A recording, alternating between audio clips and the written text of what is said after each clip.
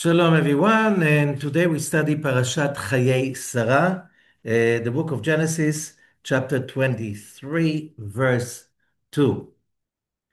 Vatamot Sarah, no, I'm sorry, that's verse 1, chapter 23, verse 1. והיו חיי שרה 100 שנה ו20 שנה ו7 שנים, שני חיי שרה. Parashat Ḥayei Sarah, the life of Sarah, is speaking about the death of Sarah, which is kind of a weird raising question, but we'll understand that that's what this parasha is about. So we have the story of the death of Sarah. Abraham is buying the cave of Machpelah in Hebron to bury Sarah. That's one topic. After that topic of the burial of Sarah, we go to chapter 24, which is about finding a mate for Isaac.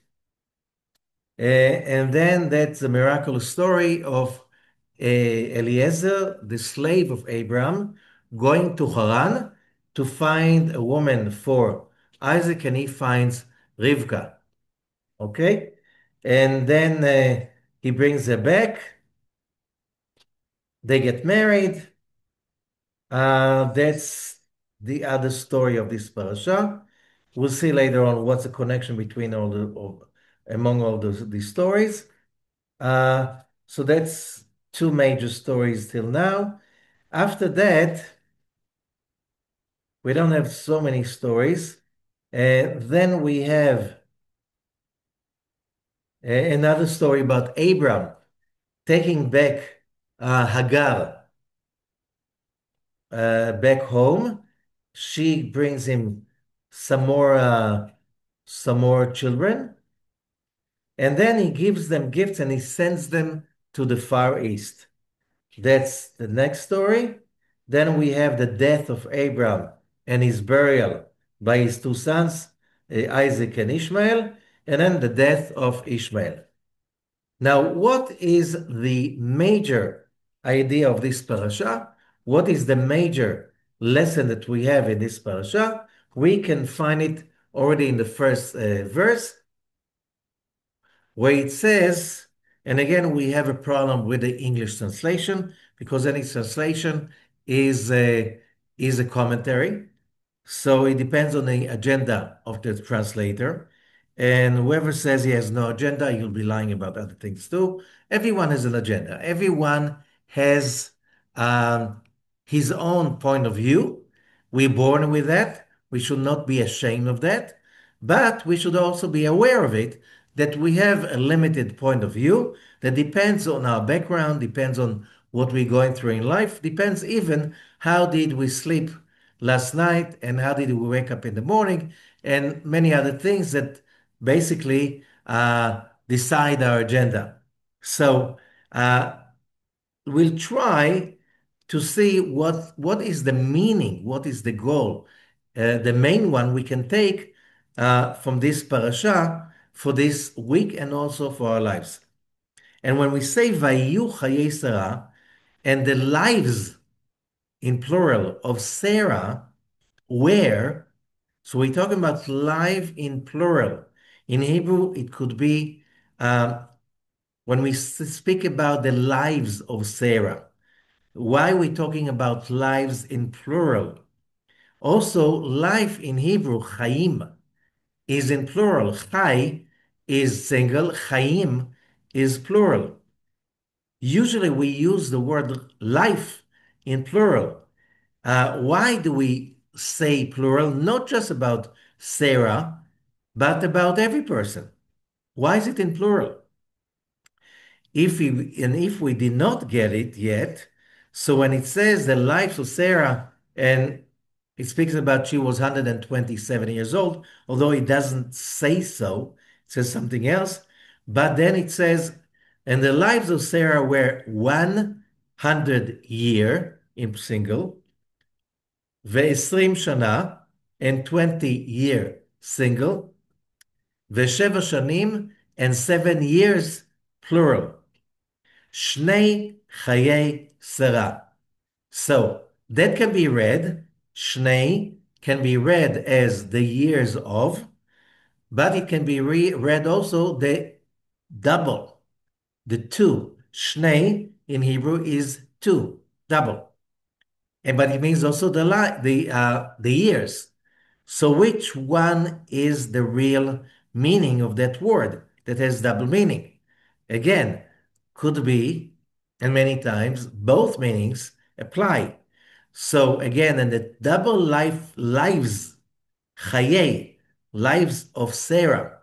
So this is being emphasized twice in the first verse that we're talking about double. So what is the double over here?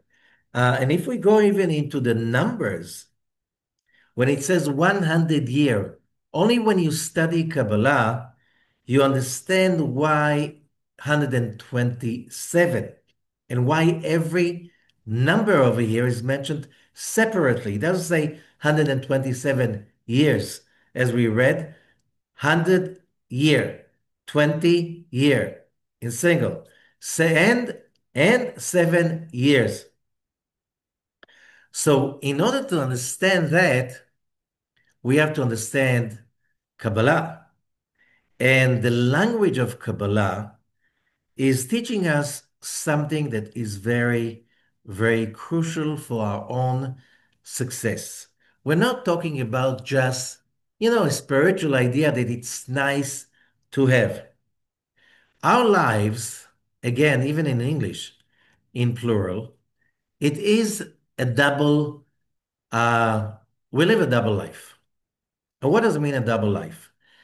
Modern research, it's since the 90s, there's a research that I like to follow. It's called neurotheology, which is the science that is basically describing the neurology of the brain from the aspect of theology, which means when a person is experiencing a prayer, a meditation, is it just the same part of the brain that is using that we're using for imagination?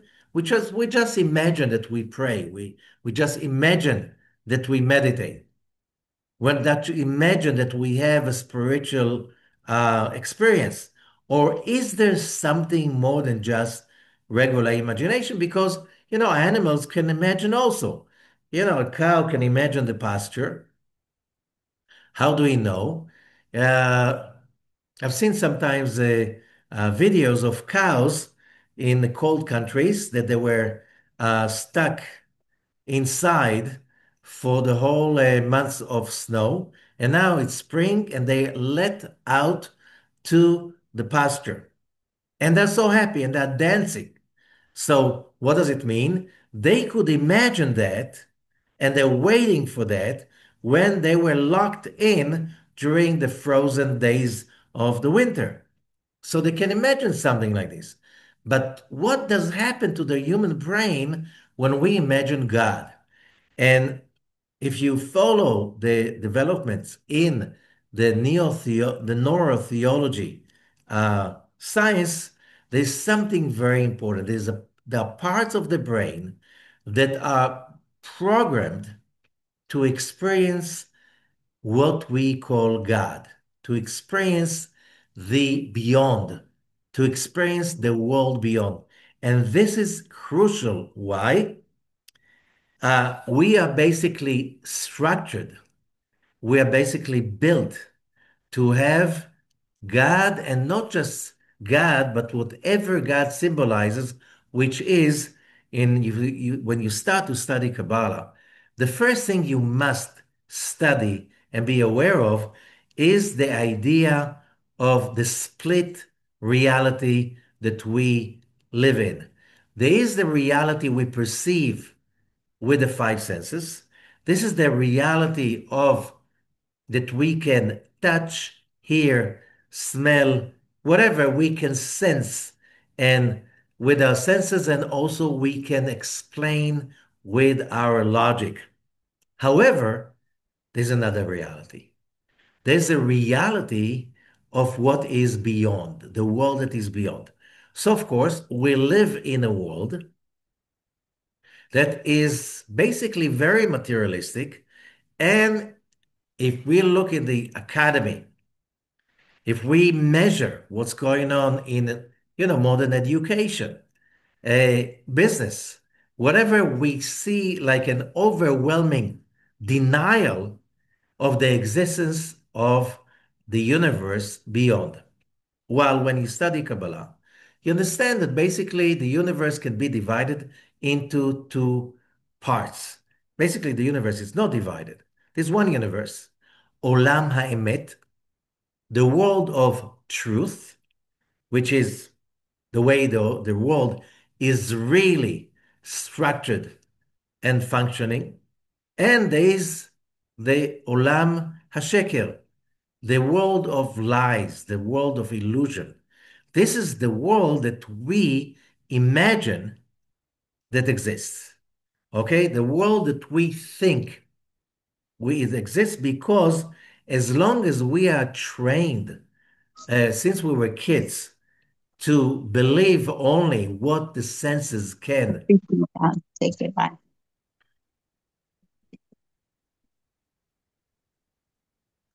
what the senses can understand, what the senses can somehow figure out, when we live with that, it's a very limited world.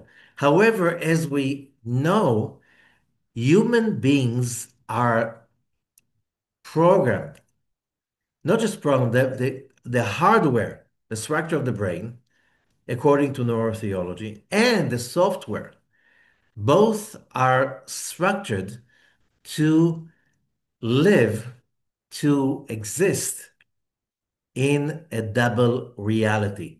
That's why when we say life in Hebrew, Chaim, it's in plural. We all live a double life. And I'm saying it many, many times. Since we live in a reality that is so much in denial of the existence of the spiritual, metaphysical, the universe, the beyond, the world above, which is not above 2 meters, 10 meters, kilometers, whatever. It's above in a higher frequency. As long as we ignore that aspect of the universe, we are doomed to live a life that is very, very limited. So, and that's why I'm saying so many times, why is it that although we live in a world that wherever you just go, education, academy, wherever, metaphysics is something that we ignore. If you talk about it, you will be looked upon as um, a weirdo, a freak. And on one hand, on the other hand, when we look about the film industry, about the poetry and whatever is being published, there's a huge, huge chunk that is dealing with fantasy, witchcraft, superpowers, whatever, nothing logical over here.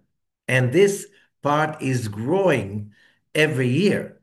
So, and it's getting like a very huge chunk of the culture of entertainment. If you go to, Disney, about magical princesses and witchcraft and stuff like this. And we go to Harry Potter, the craze of Harry Potter and the movies and the books and stuff like this. And we go to, all the theme parks, how much they give to magic, magical palaces, magical castles, magical spells and stuff like this. Why is it that, if there's a need, if there's a demand, there will be a supply? We need that. We need that. And the outlaying of basically in this parasha is we live in a double reality and we It's a matter of survival. If you're not aware of it, and I'll explain. First of all, uh, we can have many, many, many ways to explain Parashat Ḥayei Sarah. However, the Zohar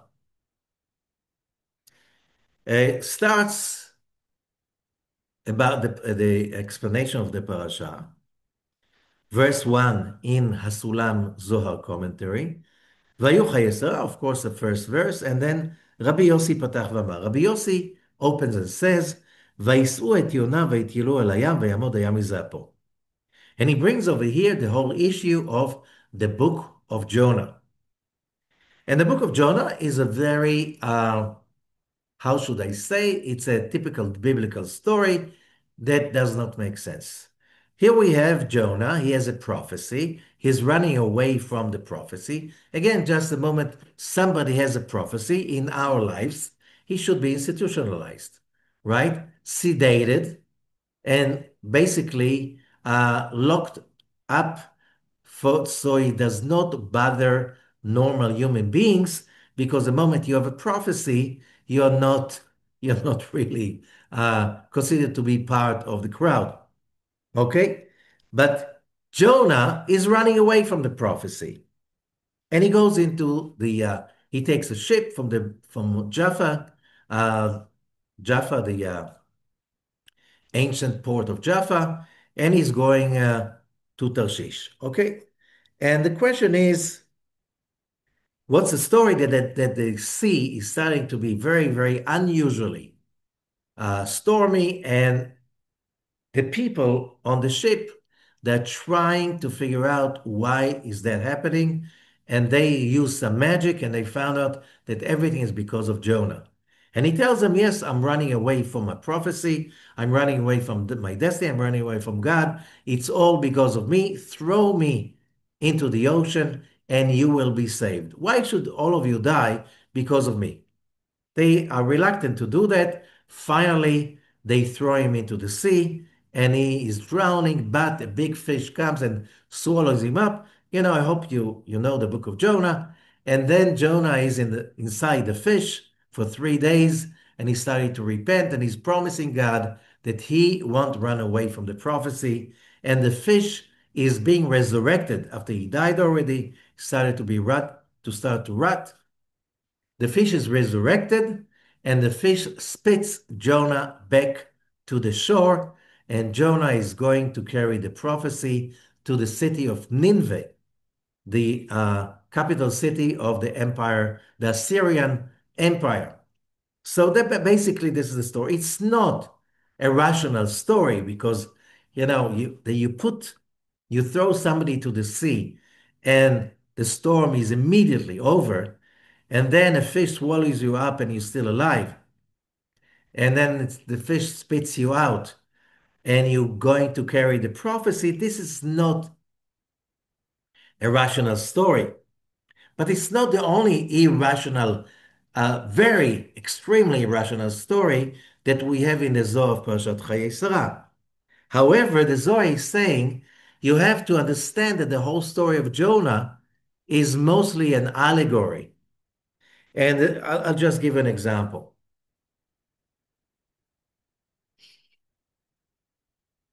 The Zohar is asking a question, מהו הטעם שהים הרעיש על יונה ולא הרעיש על הארץ? When Jonah ran away from home, why the sea was stormy? Why not the land? That's a question you should ask.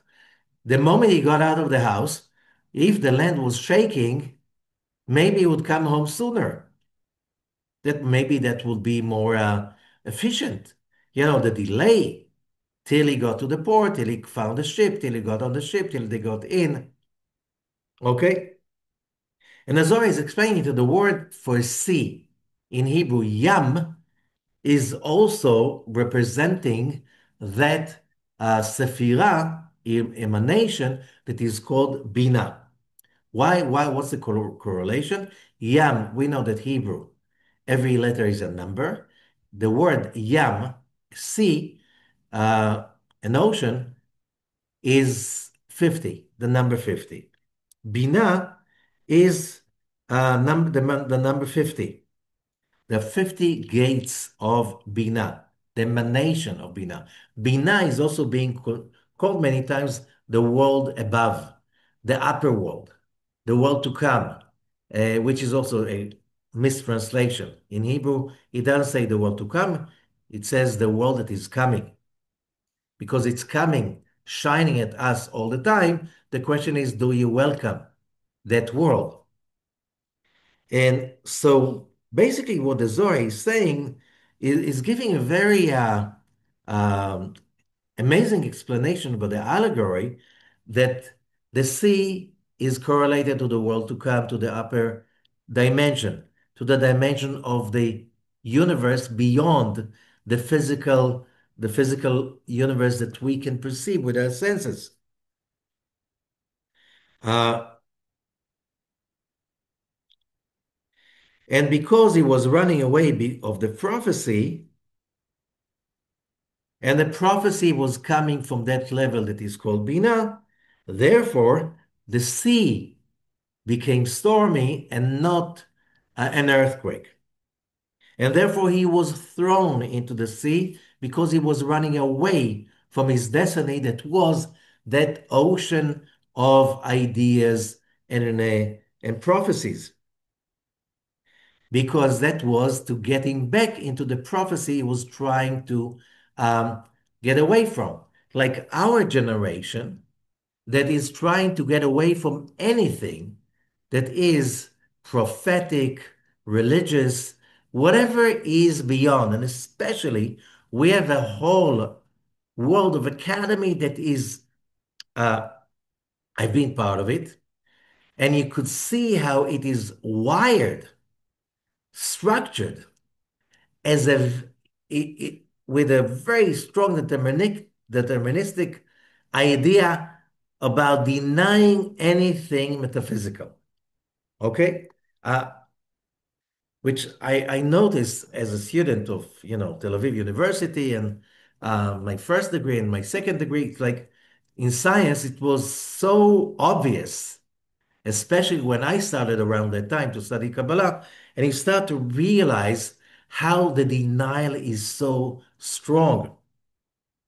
And of course, there are historical reasons because modern science came out of the ashes of the medieval religion that was very dogmatic, that did not allow you to think.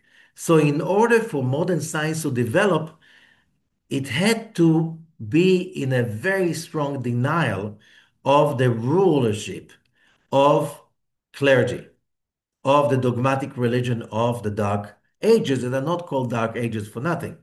They were dark because dogmatic religion of the Dark Ages was very, very uh, debilitating for humanity. Okay? So, however, the religion of the Dark Ages that science was rebelling against, yes, it did use the faith, the faith in the mystical universe, but that was very manipulative and not constructive. How do we know? The Dark Ages were not really a nice era. Okay, it was not a nice era. Um, it was not a great message for human development. Okay, so but you know what they say, it's like the moment you are in total denial of the universe beyond, you lose a lot. So yes, on one hand, modernism got free from the clergy and the dogmas and the dictatorship of the clergy. It doesn't matter what religion. Yeah, you can say part of the world is still under that dictatorship. Uh, but you can read the story of Jonah from a totally different aspect as an allegory of a human being trying to run away from his destiny, from the other dimension. And the fact is, sooner or later, you have to come back to it. because you are structured for that. That's your calling. It doesn't matter how much you're going to run away from it. Sooner or later, you or your children's children will have that craving, that need to go back to godliness, to spirituality. And so right now, humanity is basically trying to reinvent also the whole idea of what is spirituality, what is religion, what is faith. All of that, it's a journey, a very, very, very fascinating journey because uh, that's why you study Kabbalah. Okay? In order to learn to connect to these dimensions because you're not complete. Be, as we're going to see in the Zohar later on. There's verse 21. I love this verse so much. And here again, we can see two ways of explaining the same, uh, verse, which is how do you relate to wisdom? Verse 21 says like this, אשרי הוא מי שממעט את עצמו בעולם הזה. Praiseworthy is the person that um, ממעט את עצמו means he is making from himself small in this world. He's diminishing himself in this world, in this physical world. כמה הוא גדול ועליון בעולם הנצחי. How great and supreme that person is in the eternal world. Okay, we have this physical elusive world that is very limited. Why it's very limited? Because how much of this world do we really understand, perceive, and experience? Especially when we are being raised uh, in to become materialistic. Okay? Whatever, that's when we are being educated, that whatever you're looking for exists in the physical dimension, which means health, only physical, uh, wealth, it's only physical, and happiness depends on the physical success, on your health, and your uh, financial success, physical success. And even the other materialistic stuff like a home is a house and a family is physical people. And there's a problem because that's not what we're not looking for. We're looking for the eternal dimension of the same stuff. וכן פתח ראש הישיבה, so the head of the yeshiva in the upper world, it's kind of its description of the a discussion in the world above, in the heavenly world.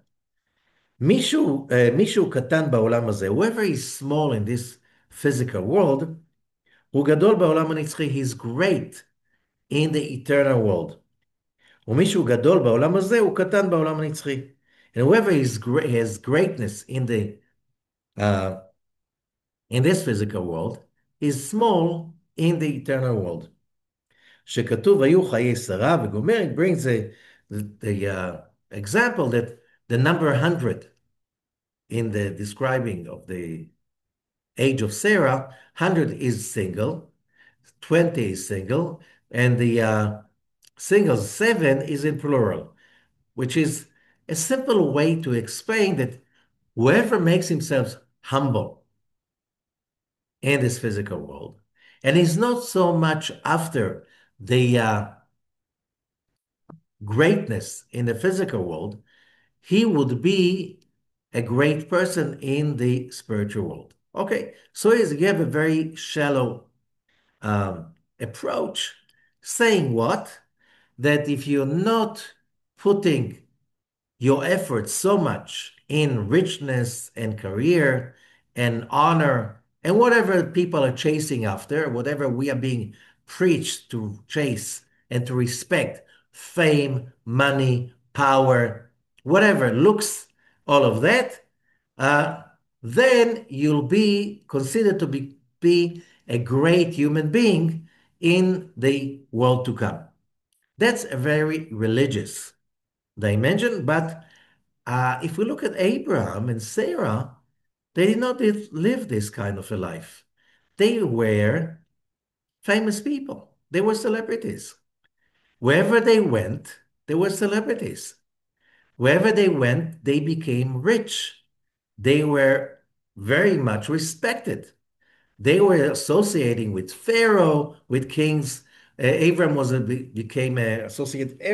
The moment Abram went to Egypt, he was already associated with Pharaoh, and Pharaoh took Sarah to his palace. And when Abram is coming to pleasure to the land of the Philistines, he immediately associated with Avimelech, the king of the Philistines. When he comes to when he's fighting the war against to save his nephew, then he talks to the king of Sodom, and then he brings the tithing to the king of Jerusalem. Abraham is a celebrity. He was not sitting there in a cave and saying, "Who am I? I'm nothing." And it says he was so rich, he had so much. That's not what we're talking about. So it's like there's a contradiction. No, it's not a contradiction. If you know how to read the story. The story is like this. The story is like this. When you put all your efforts, which means when we're saying small and big, we're talking about relativity. When a person is putting all his or her efforts for looking for the fulfillment of our vision, everybody wants to be successful. The question is the vision, goal setting. Everybody learns that. You know, you study business, you have to learn about goal settings. Okay? You run a business, you're talking about goals all the time. That's very important. But the question is, how do you define the goal? If it's all about the focal point, if the goal is just money, that's very debilitating. Why? You don't want just money. Money is a mean. It's not a goal. Can never be a goal.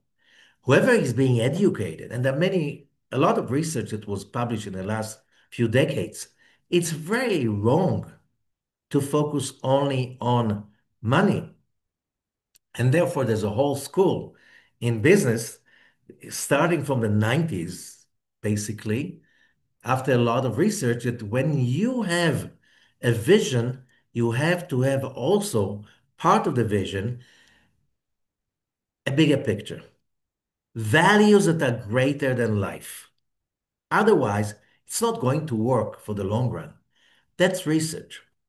So that's exactly what the Zohar is saying. Whoever is focusing, his focal point is only on the physical world, he is a small person because the world is not just physical. The well-being of a human being is not just physical. The well-being of a human being is being able to live a double life like Sarah. In order to do that, you have to expand your thinking, your awareness. And therefore, when we ask the question, why do we need to study Torah? It's not somehow the studying of the Torah as we're talking about being Jewish or being part of monotheism is you study Torah. Why do you study Torah? Oh, you have to have some respect for the divine. This is not the idea. The idea is that if you really understand how the universe is structured and how every human being is structured, our needs, let's say that a human need is 100%, okay? And what the Zohar is saying, a very small percentage of that need is in the physical dimension. Most of your need is in the spiritual dimension. in the world above, the world beyond. Now, in order to be able to extract the 100%, you have to create an awareness that has the ability to see, perceive, understand the 100%. And here we have, for instance, we'll see few things over here that we have about the burial of Abraham, of Sarah. I'm sorry. And then later on in this parasha, we have also the passing away of Abraham and his burial. A very important part of our lives is loss. People don't live forever. So people that you love and you care for, sooner or later, they will not be part of your physical life anymore. How do you deal with that? Okay? How do you deal with that? And there's a whole Zohar about the idea that when we die, we don't really die.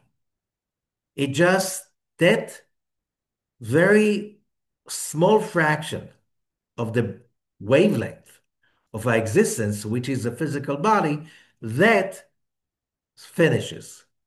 But the bigger part of the frequencies of our existence is not in the physical dimension. We live in both dimensions.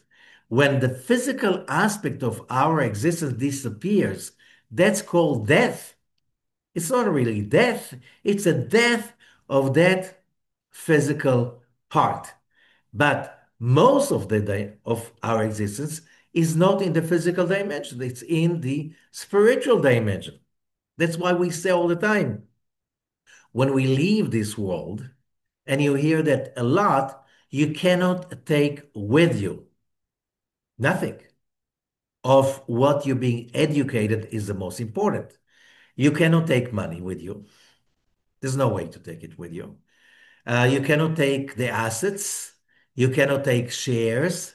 You cannot take uh, land registry over lands and houses and stuff like this. So what can you take? Only your acquirements, which means all your possessions in the spiritual realm. How do I achieve possessions in the spiritual realm? Exactly, that's what we're talking about. Why do you have to study the Torah? Why do you have to study Kabbalah? You have to study the awareness that how to expand your perception, as we said before. When you are realize that focusing only on the physical aspect of a dear one, father, a mother, a child, a spouse, when the physical reality of their existence is all what you've got, when they die, that's horrible. You have almost no way to deal with it unless you just um, go into denial. Okay. And a lot of people do that. And sometimes they're successful with it. And they find somebody else to fulfill the same thing, the same need of closeness and physical relations and stuff like this. But that's not what a human being is composed of. There's a body, but there's a soul. And the soul is much bigger than the body. You don't see that. But the fact you don't see something doesn't mean it doesn't exist. Do we see electricity running in the wires? No, we don't. Still there. Do we see the radio waves right now going through our brain? No. Do we feel them? No, but they exist. Okay. Information right now. Once we had an exposure to information through books, then newspapers, wow, then radio. Today, the information is huge. It's a universe of its own. It's a flood. Okay, do we see it? No, but we can tap into it with our phone. Amazing, right? And that is only a fraction of how the universe is really structured. So what we're talking about in this parasha We spoke about relationship with a human being and losing that relationship. Abraham is losing Sarah. Okay? And then where it says later on in the Zohar,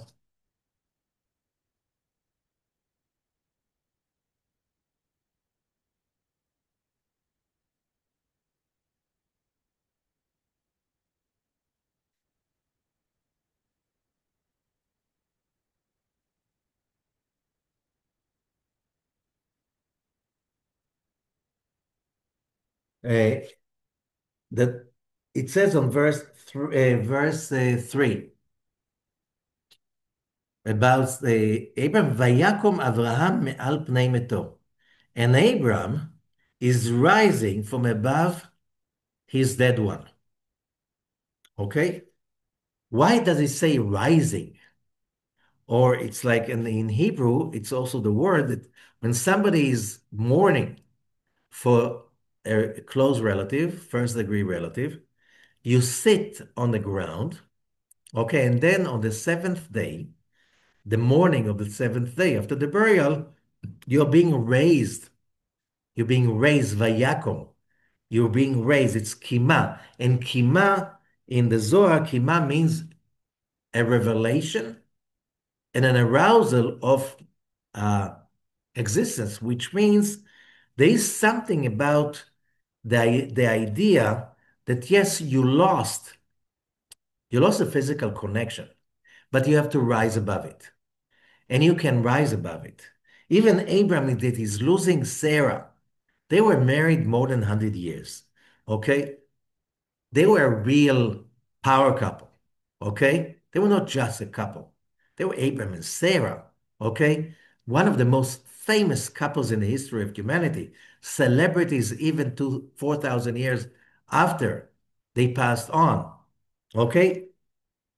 And he's rising, which means when you're connected to the 100% of reality, the loss of a small fraction, which is just the body, is not so hard to overcome. Okay?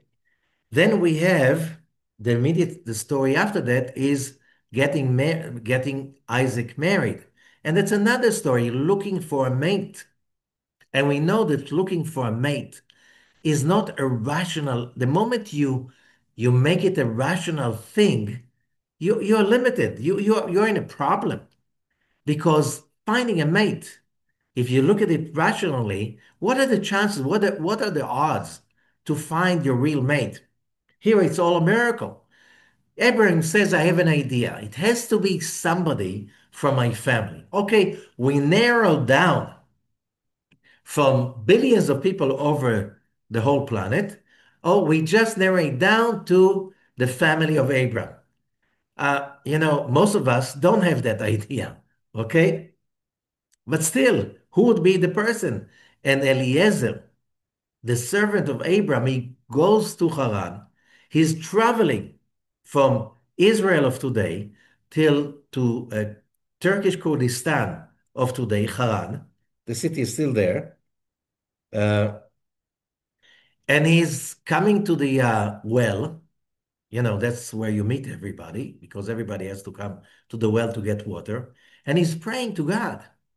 He's saying, I'm not smart. I have no idea. Just show me a sign, something that is beyond natural, something that is beyond, because finding a soulmate is not a natural thing. It is a miracle. What does it mean, a miracle? It is a supernatural thing. How would I know? Sometimes you know somebody for years, and only later you realize that is your soulmate. So the fact if there's chemistry or love at first sight is not a proof. A lot of times, the people that you think cannot be, how many couples that are amazing couples, but when the first time they met, they were sure this is the last person who would marry. Okay? Logic has nothing to do if with this is my mate or this is not my mate. What are we talking about? So if I'm not considering the supernatural, the spiritual dimension, with all the structures in that spiritual dimension, which means what will allow me to acknowledge, to recognize, get the idea that that person is the person I'm supposed to share my life with for the rest of my life. You know, I think that most people don't want to get married only short term. Okay? People, if they have a vision about a mate, it's somebody that we can spend our lives together. That's the healthy way to look at it. Not something, let's have fun for a few months, few years, and then, of course, we'll just terminate the relationship and we'll look for something else. Most people are not good with that. Although you can think about it this way, it's not, it's not healthy. How do we know? People are switching mates all the time. Research is showing they're not so happy. I'm not saying everybody is married, they're happy. Sometimes being married is worse than being single. Some people, the marriage is worse than the dungeon with torture. Okay? How would I know? If you're not developing the supernatural connection, you want and get the presence because the other person, you're not marrying a body, you're marrying a complex, a body and soul. If there's no chemistry between the souls, could be a short-term chemistry between the two bodies. And then you realize you're living with a stranger. What the heck did I think when I got married with him or with her? Like, this is a stranger, more than stranger. This is my biggest enemy. Okay? There's nothing in common. We just hate each other more. You see two people walking down the street and they argue with venom, they're married because only married couple can have so much hatred for each other because they see each other as you know, each one sees the other as the warden of his jail. Okay, and that's not something that marriage was created for. How would I know? Same thing, you have also before that, the whole discussion between Abram and the people of Hebron about buying a property. How do I know I buy the right property? How would I find the right property? How many times you buy property and there's no guarantee that will be the right one? How many times, oh, I could have bought this property and for nothing and now, but I didn't. Why I didn't do that? I could buy it and be so rich right now. What will determine our decisions? It's all about being able to live in both dimensions, where the logic of the five senses is not the only thing that is running your decision-making process. It has to be something greater than that. How do you do that? So first of all, the whole idea of studying the Torah, and especially studying the Torah from a Kabbalistic point of view, is to train our brain, our consciousness, to be able to perceive a larger scope. Because if we are not being trained, the spectrum that we get of everything that happens in our everyday life is so narrow that, as we know, the visible spectrum, about the electromagnetic uh, radiation, okay, what we see is a very, very narrow, small, limited part of the whole spectrum. Radio waves, röntgen, there's so many. There are other creatures that see ultraviolet, infrared that we cannot see. They can see a resolution that we cannot see.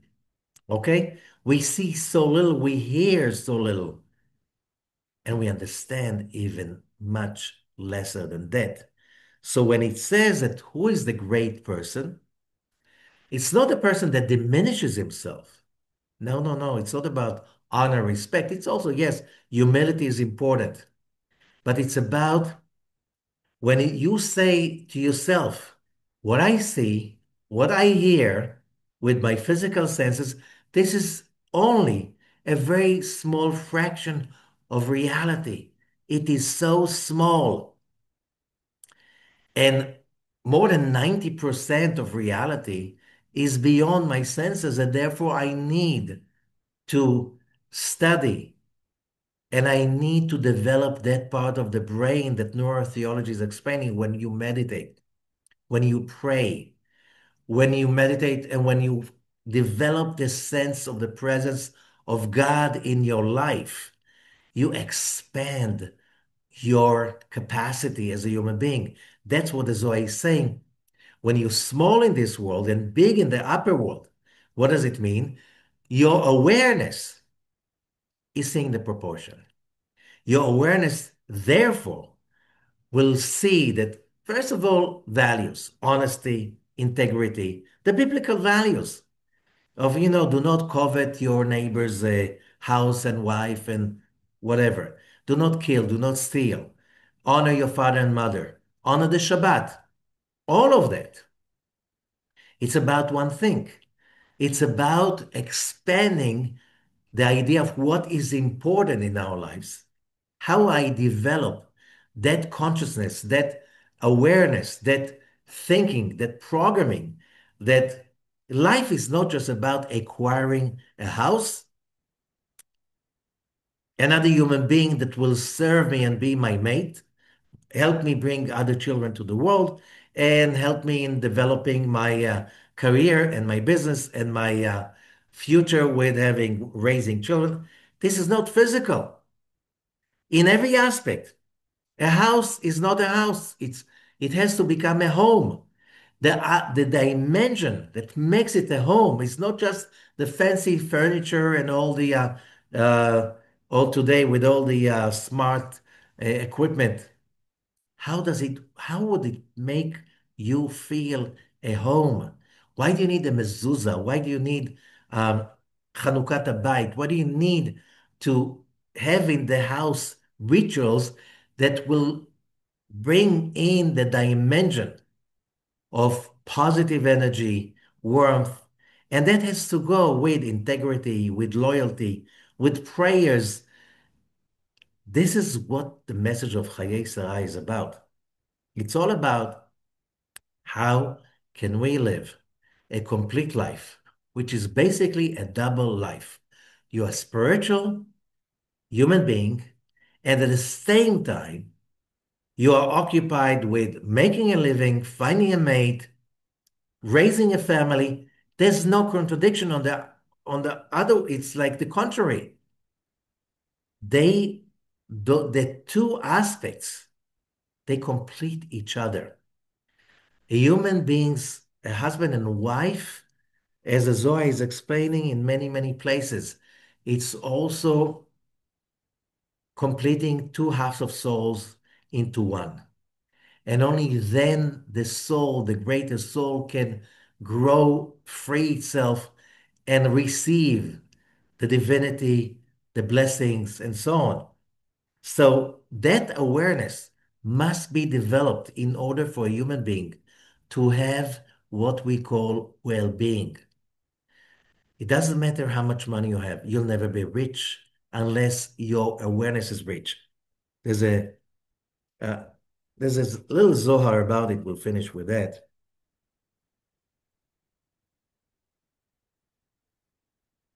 Verse 41 in the Zohar Sulam. כי כך דרכיו של הקדוש ברוך הוא. These are the ways of God. אם נותן עושר לאדם, if he gives richness to a person, למה נותן לו? Why does God give richness to a person? And the answer is to feed the world. Why? What do I gain when I use my richness to feed the world? Meaning, reason to live. Why do I have so much money? Because if I use that money to elevate the lives of other people, I have a meaning. I'm using that energy of grace, loving and caring that we learn about in the previous parasha, in Lech Lecha. And that also will explain the numbers. When we speak about the numbers of 100 in Sarah's life, 100, yes, there are 10 sephirot, 10 dimensions, 10 emanations of spiritual light. Our physical senses can perceive a very small fraction of that. However, whatever you receive, doesn't matter whatever, it's talent, power, money, whatever.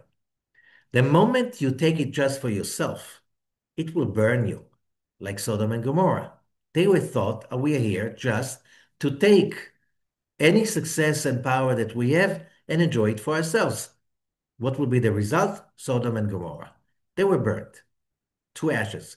You know, most people are not burned physically, but mentally they're burnt. They're fried. Why? Selfishness. Okay, so whatever you take, and we're talking about 10 dimensions, 10 emanations, so you give it back. I'm having that, could be richness, could be whatever, wisdom, beauty, power. I'm using it in order to share with others. So if you share whatever you give, whatever you get, you use it to enlarge yourself. So you're not just that recipient, final position of just receiving, but you become a beginning of a whole new world. And that's called returning light. So when there's returning light, which means everything you get, immediately you think how to use it for others. So it's 10 by 10. 10 by 10, I won't go into the logic behind it. 10 by 10 is 100. Exactly how the life of Sarah is being related to. 100 and then 20. Sometimes it's 10 receiving 10, giving 10, together 20. Okay? And then 7 years. That needs to be manifested in this physical dimension that usually is aligned by the number seven, 7 days a week. Okay? We have so many sevens in the physical world, seven seas, seven continents. It doesn't matter if there are seven. It's like just the physicality is a lot under the number seven. One above seven is eight. Eight is already a symbol for the world beyond. However, lo עשה זה, if the person is not using that, אלא שמתגאה באושו, his richness makes him proud, and he's using that pride to abuse others, mentally, physically, whatever, בו יוכה, he will be smitten by that. שכתוב, as it says in the book of Ecclesiastes 5:12, עושר שמור לבעליו לרעתו.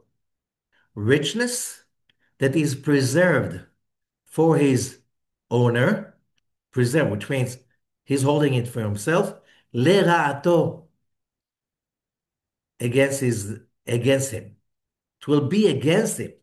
He will be smitten by that. אם נותן לו בנים, so God is giving a person sons. למה נותן לו? Why does he give sons to a person? כדי ללמדם דרכיו של הקדוש ברוך הוא, to teach them the ways of God. ולשמור מצוותיו, and to observe his מצוות. כאמור באברהם. לא עשה זה, if the person did not do that, אלא שמתגאה בהם, but he's like, I'm so proud of my children.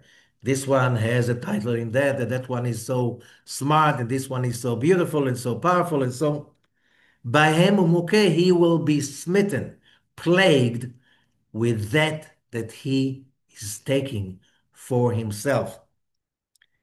שכתוב לא נין לו ולא נכד, he will become childless or something like this.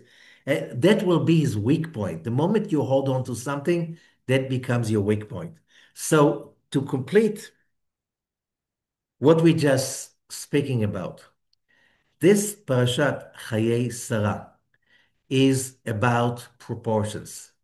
It's about if you want to be successful in life in general, in business, in raising a family, in everything that you do, you have to understand that you have to dedicate a small part of your mental and spiritual capacity into the development of the physical reality. The majority of your forces should be invested in your spiritual awareness existent dimension. When you ask a person, what did you achieve in your life? So we read about Abraham that when he leaves this world, the Torah says very clearly that Abraham leaves this world zaken v'savea, old and satiated. Okay, that you can find in chapter 25, verse 8. Vayamot Avram b'seiva tova, and Abraham died in a good old age, zaken, old, v'savea, and satiated. This word belongs to when you eat well. And it's an amazing way to ask when somebody leaves this world, did he really fulfill his desires? Abraham did. Why? He lived that way of living through the whole spectrum. And that's why he left this world satiated. And we learn if the end is well, all is well. And if it's not well, it's not the end. You'll have to come again and again till you learn to be satiated because that's your calling, that's your destiny. So you have to develop that. That's a purpose you have to study. That's a purpose you have to meditate. That's a purpose you for prayers, for studying the Zohar and other parts of Kabbalah, to study any aspect of spirituality. Why? You won't be satiated. Your life will be a failure if you're not going to do that. Then you're going to find yourself a victim to your richness, to your family, to your health. Everybody who's physically into health is really healthy. Everybody who's famous is really satiated. Everybody has money. We all know it's very partial success. Why? Here is the code. Develop your spectrum, and the learning of spirituality is our brain is physically structured like this.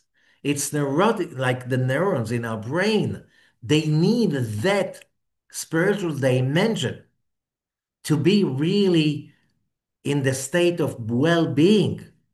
When we are being haunted by fear, anxiety, depression, all of that, all of those thoughts that really deprives us for what the idea of having a real, authentic success. Why is it? Because when we did not develop those parts of the brain, like the frontal lobe, for instance, into vision, meditation, and it's never too late. Prayers, when we do that, the noise that those emotions that are very primitive make are diminishing and diminishing and diminishing. And then you're not OCD and you're not depressed and you're not, uh, I hope you got the idea. This is the key for a real successful life. That's why Abraham and Sarah are such a model for all of us. That's why they are the Abraham is called our father Abraham, and Sarah is our mother Sarah, because it's not just a physical fatherhood and motherhood. They are the father and mother of the type of a human being that we are supposed to become. Thank you, everyone, and have a great, great, successful week and a life. God bless you.